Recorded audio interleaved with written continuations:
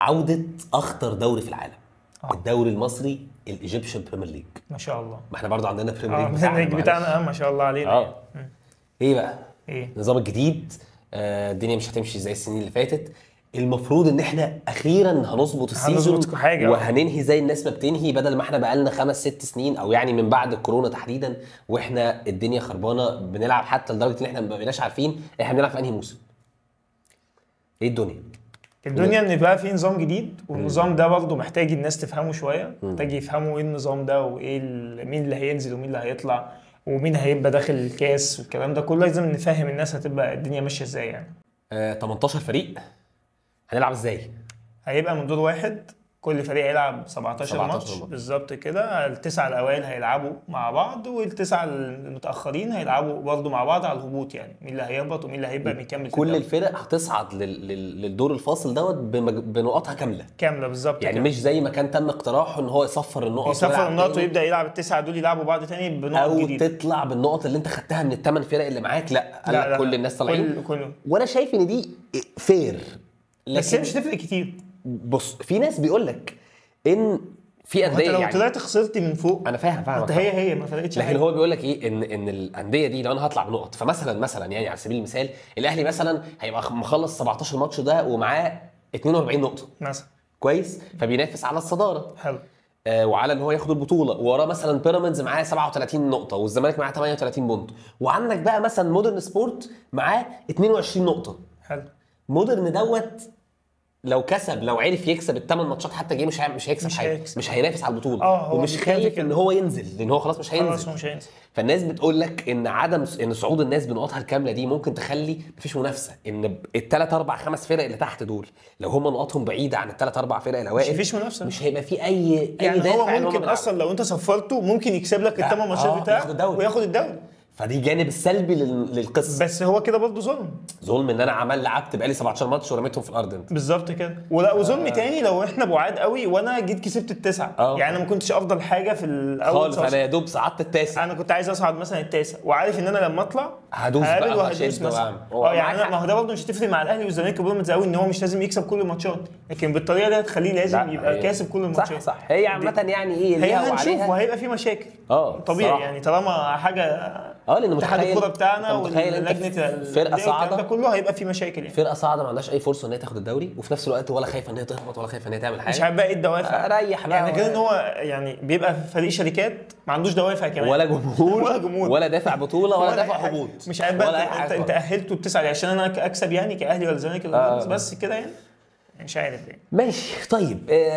سوق الانتقالات السنه دي انا حاسس ان هو ضعيف، يعني في فرقه عملت عدد كبير لكن مفيش زخم يعني بتاع سوق الانتقالات الكبير، يمكن عشان الاهلي والزمالك ما عملوش صفقات يعني، ولا بيراميدز كمان برضو يعني ما عملش صفقات ضخمه اجوله بس. بالظبط كده. طب نتكلم شويه كده عن ابرز مثلا الفرق اللي ممكن تكون عملت تدعيمات اللي ممكن نتكلم عليها. هنتكلم لو هنبدا مثلا من الاهلي والزمالك، هنقول ان هم كل واحد دعم، يعني لو الاهلي ب4 صفقات بس يعتبر يعني، اللي هم يوسف ايمن ويحيى عطية الله واشرف داري وعمر الساعي وناس برضو يعني. عندك اشرف داري مصاب من ساعتها يعني. يوسف ايمن واضح ان هو يعني اتصاب اصلا، مش يعني مقتنع بيه تمام الاقتناع. هو كان كويس لما نزل على فكره، يعني انا شفت ان هو لا هو لعيب كويس بس اتصاب يعني كمان ومش هيلعب ماتش العين. وعمر الساعي برضو فرصه عشان في لعيبه كتير بتلعب في مركز، بس مع المنافسه الكتير هتلاقي ان دول ليهم مكان، لان احنا نص الملعب ونيجي في الاخر كده تلاقي ان احنا محتاجين اتصاب لعيب بترهق بتاع. فيمكن اقوى صفقه في الاهلي هو يحيى عطية الله، والزمالك برضو انت هتبقى ادرى يعني. الزمالك احنا جبنا غطينا طبعا الباك ليفت اللي كان عندنا فيه مشكله، فجبنا محمود بنتايج الراجل اللي اداء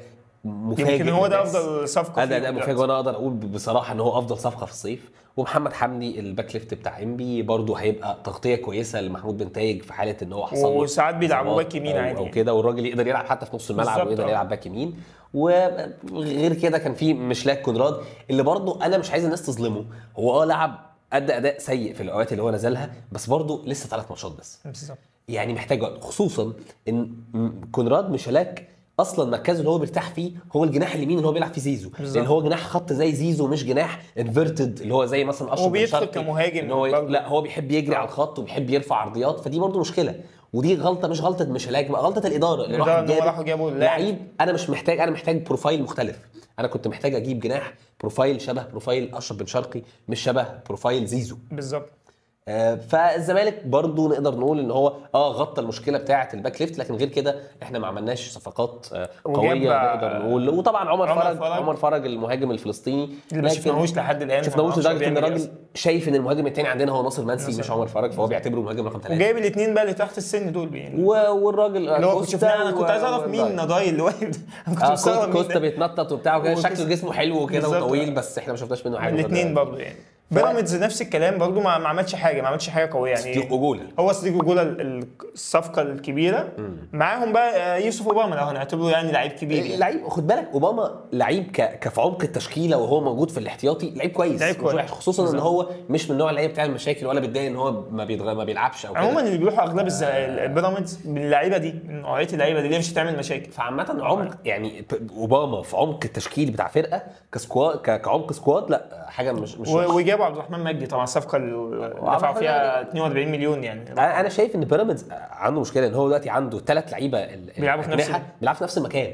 صديق جوجولا ما بيرتاحش غير على الشمال، ابراهيم عادل ما بيرتاحش غير على الشمال، رمضان صبحي ما بيرتاحش غير على الشمال، وعبد الرحمن مجدي ومصطفى فتحي الناحيه الثانيه. فدلوقتي حتى في ماتش الزمالك وبيراميدز في السوبر خلى صديق جوجولا يلعب ناحيه اليمين وما ارتاحش وما عرفش يلعب وما اديش. ولما طلعته وانت وديته هناك لعب احسن على فكره. ايوه يعني لما ابراهيم عادل اتصاب ولعب مكانه لعب افضل، ان هو ده مكانه، هو ده. فده هيواجه مشكله اظن في التكييف، مع ان الراجل المدرب بتاع بيراميدز مدرب كويس واظن ان هو ممكن يعمل حاجه السيزون اللي جاي برضه. بيراميدز فتحت معاه فكره عداد البطولات واخد بطوله كاس، هي الكاس دي اللي خليته فربما اللي هو ممكن يكون يعني يدوس شويه. وطبعا هنروح بقى لسيراميكا ومودرن، دول اكتر فرقتين يعتبر عملوا تدعيمات. سيراميكا استفاد من صفقه صديق جوجولا، جاب لعيبه كويسه. سيراميكا معاه مدرب محترم ايمن الرمادي.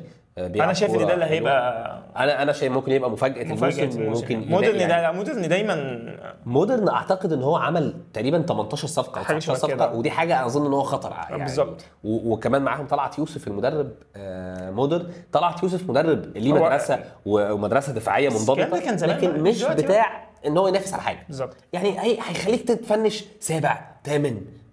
ما شفناش منه حاجه من قبل كده تخليه ان هو لكن مش هينافس على بطوله، مش هيبقى يعني حصان اسود يعني جامد ممكن يحقق حاجه يعني. الاتحاد برضه عمل زيهم، عمل برضه صفقات كتيره. الاتحاد عمل صفقات كتيره، بس السكواد لو حد بص عليه هيلاقي ان هو برضه ما بيعملش حاجه. وبابا فاسيليو مدرب بتاع الاتحاد مدرب مش سيء، لكن برضه مش بتاع نجاحات او مش بتاع انه يقدم حاجه. وانا بس يقدم كوره كويسه، بس وانا اتوقع ان هو مش هيكمل الموسم.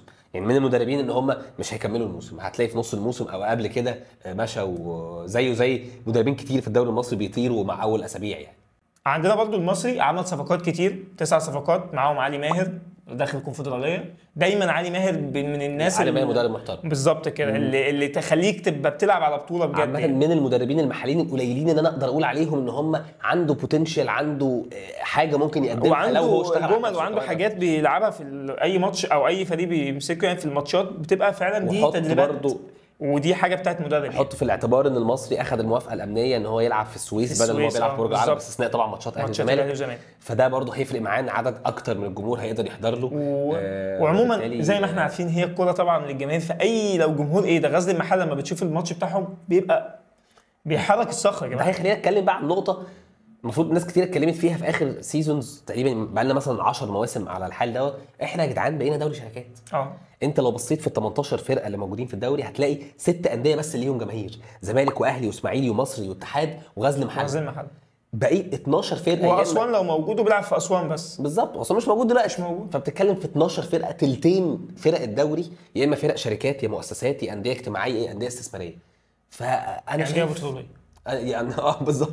انا شايف ان دوت الداخليه، طلائع الجيش، حرس كله موجود، صعد بتروجيت وموجود فاركو وموجود زد وموجود يعني. فالصراحه ده مش بيئه تطلع لك لاعب كويس يفيد المنتخب او كده. ليه؟ لان هو راجل بيلعب مش على حاجه، لا حد في الشارع ممكن يقابله يقول له انت عملت كده ليه يا كابتن، ولا لعبت وحش ليه، ولا خسرت ليه. فده بيديله وبيبقى برضه على ماتشات الكبيره للاهلي والزمالك وبيراميدز اللي هم دلوقتي بيلعبوا كوره كويسه، الماتشات بقى قدام الفرق دي بتبقى مش حلوه، مفيش ماتش هتلاقيه كويس يا عم. الكوره للجماهير، ويعني للاسف المفروض ده يبقى مش هيتصلح ما بين يوم وليله، ولازم يبقى في قرار. يعني ده مش هيتصلح غير بقرار سيادي، ان احنا نتوجه تاني، ان الفرق الجماهيريه حتى الشركات دي لو عايزه تعمل، ادخل يا عم سبونسر ولا اعمل شركه كوره وبيعها، اعمل اكتتاب وخلي شركات تشتري شركه الكوره ديت وهي تبقى الداعم ليها والسبونسر بتاعها.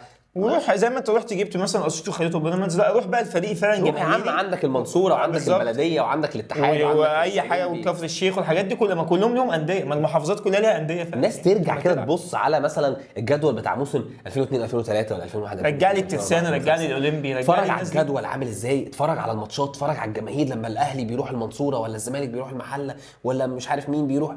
انديه منتخب السويس مات من زمان، غيره وغيره كتير من الانديه الجماهيريه اللي وجودها في الدوري هترجع قيمه الدوري المصري مره ثانيه. فللاسف ده مش بيحصل. طيب اخيرا نتكلم بقى عن توقعاتك. مين الفرق اللي تقدر تقول ان هي اولا هتصعد من التسعه لنص نص الجدول اللي فوق اللي هينافس على البطوله، ومين اللي هينافس على البطوله فعليا، وبعد كده نتكلم بقى عن الفرق اللي تحت ومين اللي ممكن ينافس على الهبوط. والله هم طبعا الاربعه الاوائل باينين قوي باللي احنا شفناه دلوقتي، طبعا اهلي زمالك بيراميدز، دول طبعا دول اختلاف الترتيب دول وانا شايف ان سيراميكا بقى مع ايمن رمادي باللي انا شفته باللعيبه بفخر لقايب بزلاكه بالناس دي كلها لا فكره كوره وهجوم مش دفاع، ما بيدافعش. حتى لما شفنا قدام بيراميدز بيلعب كويس جدا، بيلعب قدام الاهلي كويس جدا. لا انا شايف ان هم دول الاربعه، يجي بقى بعدهم ممكن مصري، يجي بعدهم ممكن مودرن، زد برضه هيبقى ليه مكانه. فهم دول يعني السبعه اللي اقدر اتوقعهم في التسعه. انا توقعاتي للتسعه طبعا الزمالك والاهلي وبيراميدز والمصري وسيراميكا وزد وسموحه. وانا عايز اقول لك عن ان البنك الاهلي عامل صفقات كويسه جدا، ومع طارق مصطفى مدرب محترم، بس البنك الاهلي برضه بيفضل تحت. بس انا متوقع ان هو يبقى موجود في التسعه اللي فوق. فدول احنا قلنا 8 انديه، وماشي ناس كتير برضه، هو جاب بس جاب ناس ومشى ناس. بس طارق مصطفى انا اثق فيه ان هو هيعمل سيزون كويس، ومعاهم مودرن سبورت ممكن يبقى التاسع. نيجي بقى للفرقه اللي تحت، العالم اللي تحت اللي للاسف فيهم فرق جماهيريه زي الاسماعيلي وزي غزل المحله. انا شايف فعلا زيك ان الاسماعيلي وغزل المحله هينافسوا على انا ممكن اراهن على الفرقه اللي انا اضمن ان هي هتهبط من الثلاثه. فاركو هينزل فاركو السنه اللي فاتت، السنه اللي قبلها قعد على كام نقطه كده صور. واضح ان يعني الشركه ما عندهاش يعني القرار ان هي تدعم وتشتري بالظبط. انا شايف ان فاركو دي اساسي يعني انا كنت شايف ان هي قبل كده، وشايف ان الاسماعيلي عنده احتمال كبير انا للاسف يعني لو ده حصل هيبقى استكمالا بقى اللي احنا كنا بنتكلم فيه والفرق الجماهيريه يعني الترسانه نزل ما طلعش، خد بالك الاولمبي نزل ما طلعش. الاسماعيلي ده لو نزل مش هيطلع لو نزل مش هيطلع. منتخب السويس كل الناس اللي نزل، كل الاولمبي وغيره كله بيغطسوا تحت ما بيطلعوش، مفيش. فانت عندك التسعه اللي في الاخر، التسعه اللي في الاخر الناس اللي ممكن ينافسوا على الهبوط. انا بالنسبه لي فاركو، المحله، بتروجيت، حرس الحدود اللي هي الفرق اللي صعدت، يعني الثلاث فرق اللي صعدوا مع فاركو، مع للاسف ومع المقاولين العرب برضو قاعد بالعافيه بينافس في الهبوط بقاله قاعد ازاي اصلا بقاله سنتين ثلاثه بالعافيه. مع الاسماعيلي للاسف اظن دول 6 ممكن يبقوا موجودين في منافسه على الهبوط، وهم الاقرب اللي هم ينزلوا يعني. تمام. وانا نفس الكلام، انا شايف كده برضو، لان انا شايف ان تدعيماتهم كمان قليله. وانا شايف ان غزل المحله اللي عمل 11 صفقه بس مش متماسكين خالص. واحمد عيد مدرب كويس ماشي، بس مش متماسكين خالص. يعني مثلا ايه، راح جاب لي ابراهيم حسن، راح جاب مش عارف عامر. ما الناس دي بنقعد نشوفهم كل مره في فرق بيهبطوا برضه بيدوروا على مفيش جديد. وانك تجيب لي 11 صفقه والناس اللي طلعوك، ما هو ده دايما اللي بشوفه معضله فرق اللي هو ان انت دايما تطلع الناس يطلعوك تروح ممشيهم وجايب لي صفقات اكتر عليهم. مفيش دوافع، مفيش اي حاجه. لكن انا شايف ان لا، غزل المحله اتمنى بالذات غزل المحله ان هو ما ينزلش، ان دايما ان المدينه دي الماتشات فيها كويسه، الملعب بتاعهم ويعني عليه. احنا قلنا هيبقى في 2 بلديه، ده صعد وده نزل، البلديه نزل والمحله صعد، يعني مش عارفين نلاقيهم مع بعض في الدوري الممتاز. فده توقعاتنا يعني للدوري المصري بالشكل الجديد، وبالانديه اللي هتبقى في التسعه الاوائل، واللي برضه اللي هينافسوا على الهبوط يعني. على العموم يعني نتمنى ان هو يكون موسم جيد كويس ان شاء الله، ونتمنى ان هو يكون البطوله ال15 لنادي الزمالك ان شاء الله. تبقى البطوله للاهلي ان شاء الله.